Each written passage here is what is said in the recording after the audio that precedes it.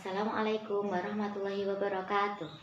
Alhamdulillah hari ini kita bisa bertemu kembali. Gimana kabarnya? Sehat semuanya ya? Sudah sarapan?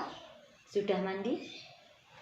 Alhamdulillah hari ini kita bisa bertemu kembali pada mata pelajaran Pendidikan Agama Islam dan Budi Pekerti. Sebelumnya kita berdoa terlebih dahulu ya. Semoga ilmu yang kita dapatkan pada pagi hari ini dapat bermanfaat untuk kita semuanya. Al-Fatihah.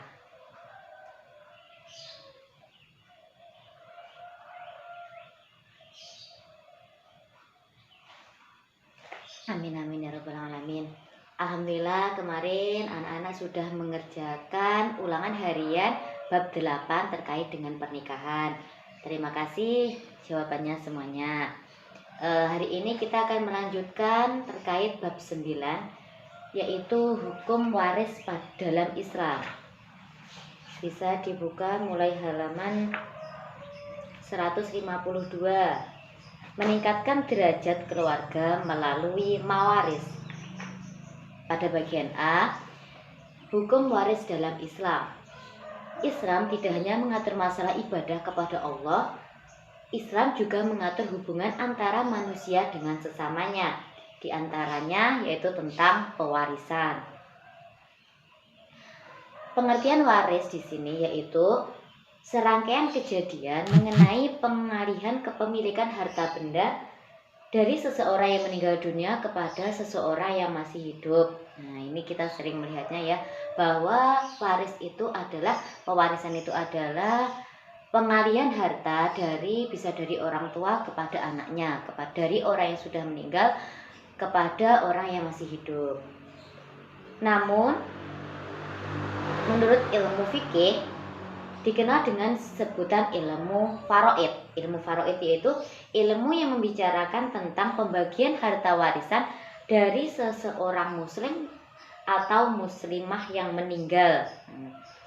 Dalam masalah warisan di sini ada perdebatan di antara para ahli fikih, khususnya perbedaan antara yang diterima oleh anak laki-laki dan yang diterima oleh anak perempuan.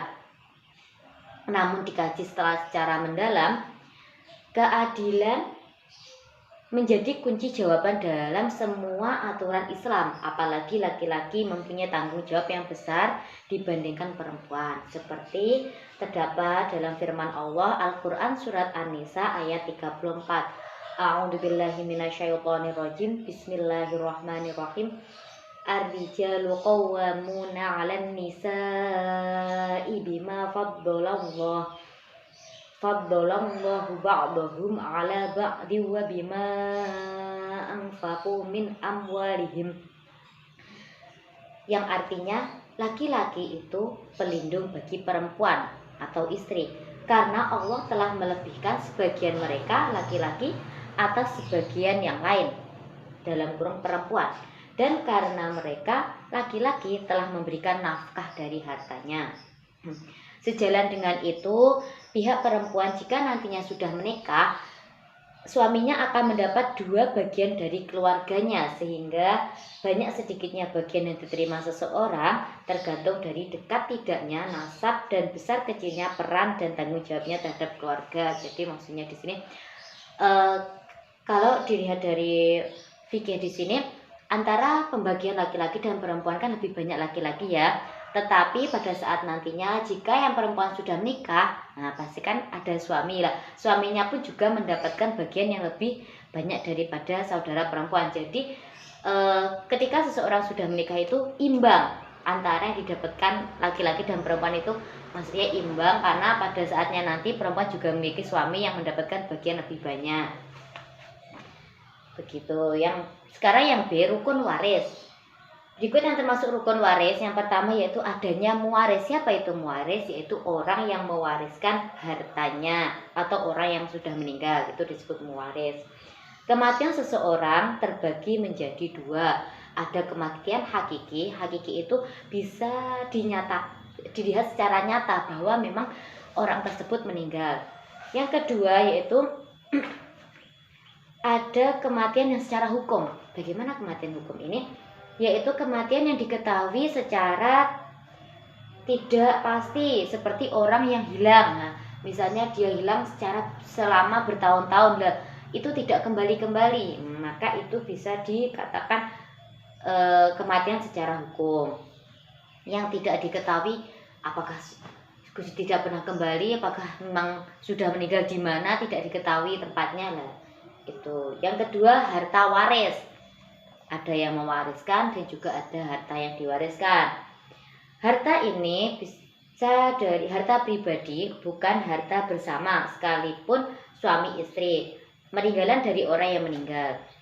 Harta pribadi asalnya dapat diketahui dari hasil usahanya, peninggalan orang tuanya atau hadiah atau hibah. Dikatakan harta waris jika harta peninggalannya tersebut sudah dikurangi. Nah, dikurangi yang pertama biaya mengurus jenazah. Jadi ketika orang yang misalnya orang tua yang sudah meninggal itu jika memiliki harta, maka hartanya itu yang digunakan untuk mengurusi jenazahnya dulu sampai tempat pemakaman. Kemudian ada yang kedua untuk melunasi hutangnya. Hutang di sini ada dua. Yang pertama hutang terhadap Allah, misalnya contohnya zakat, menunaikan ibadah haji, kafarot atau denda, nazar atau janji. Yang kedua bisa hutang terhadap sesama manusia, bisa berupa uang atau barang. Jadi lebih baiknya ahli warisnya itu mengurusi terkait utang-utang orang yang sudah meninggal tersebut. Yang ketiga misalnya ada wasiat. Wasiat itu yaitu pesan yang ditinggalkan oleh seseorang yang sudah meninggal. Misal syarat-syaratnya boleh ya kita itu mewakafkan sebagian tanah misalnya, tapi itu tidak boleh lebih dari 1/3 bagian. Yang kedua, tidak boleh wasiat kepada salah satu ahli waris, misalnya anaknya 4, hanya memberikan ahli waris pada satu anak. Nah, itu tidak boleh, itu namanya tidak adil ya. Yang ketiga, tidak untuk maksiat, misalnya meninggalkan wakaf untuk tempat perjudian, lah itu nggak boleh. Yang ketiga, maurus atau ahli waris. Yang pertama tadi ada pewarisnya yang sudah meninggal, yang kedua ada harta warisnya, yang ketiga itu ada ahli waris yang menerimanya, yang menerima waris tersebut. Nah, siapa saja yang berhak mendapat waris di sini? Yang pertama, adanya penyebab terjadinya seseorang pada ahli waris, ada 4. Yang pertama yaitu adanya hubungan pertalian darah, misalnya orang tua, anak, saudara paman, dan seterusnya. Yang kedua adanya hubungan pernikahan seperti suami dan istri.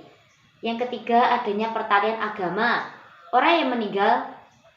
Apabila orang yang meninggal tidak meninggalkan ahli waris, misalnya ada ya seseorang itu biasanya tidak memiliki anak, nah itu maka ikut aturan dalam pertalian agama.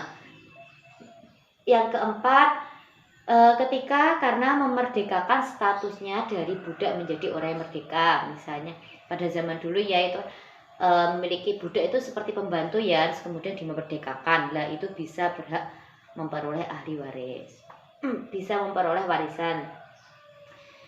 Selanjutnya yang B, kelompok-kelompok ahli waris. Siapa saja? Jumlah ahli waris yang berhak menerima harta warisan dari seseorang yang meninggal itu ada 25, yaitu 15 orang laki-laki dan 10 orang perempuan.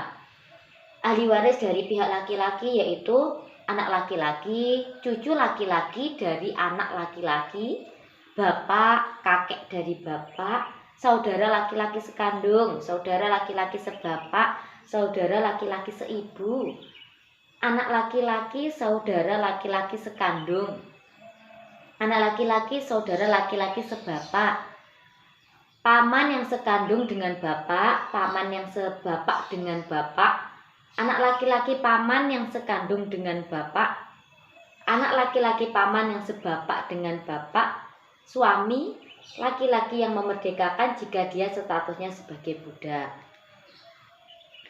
Jika ahli waris dari pihak laki-laki semuanya ada, misalnya 15 itu ada semuanya, maka yang mendapat warisan 3 orang saja, yaitu anak, bapak, dan suami. Selanjutnya dari ahli waris perempuan, yaitu yang pertama anak perempuan, cucu perempuan, ibu, nenek dari bapak, nenek dari ibu, saudara perempuan sekandung, saudara perempuan sebapak, saudara perempuan seibu, istri, dan ada perempuan yang memerdekakan kalau dia statusnya sebagai budak. Oh, maksudnya di sini yaitu yang pernah memerdekakan, misalnya dulu kan budak dulu itu istilahnya, kalau sekarang itu sering disebut seperti pembantu ya, misalnya oh juragan ya, juragannya sudah memerdekakan dia lah, maksudnya jika dia meninggal itu dia bisa memberikan warisannya kepada juragan yang pernah memerdekakannya.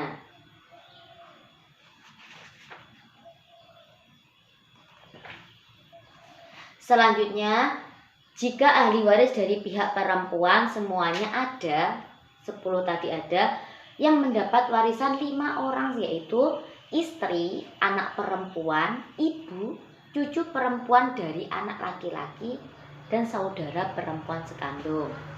Nah, begitu juga apabila ahli waris baik laki-laki maupun perempuan ada semuanya, maka hanya 5 orang saja yang mendapat bagian. Jadi seperti ini tuh kesimpulan ya, kesimpulan dari sekian banyaknya ahli waris yang ada, maka bisa disimpulkan hanya 5 ini saja, yaitu suami atau istri, ibu, bapak, anak laki-laki, dan anak perempuan. Ini yang sering misalnya ada orang meninggal, ini ya yang 5 ini yang sering mendapatkan harta warisan itu tadi, yaitu suami atau istri, ibu, bapak, anak laki-laki, dan anak perempuan. Sebagaimana firman Allah yang artinya, bagi laki-laki ada hak bagian dari harta peninggalan kedua orang tua dan kerabatnya, dan bagi perempuan ada hak bagian pula dari harta peninggalan kedua orang tua dan kerabatnya, baik sedikit atau banyak menurut bagian yang telah ditetapkan. Hari ini kita cukup di sini materinya.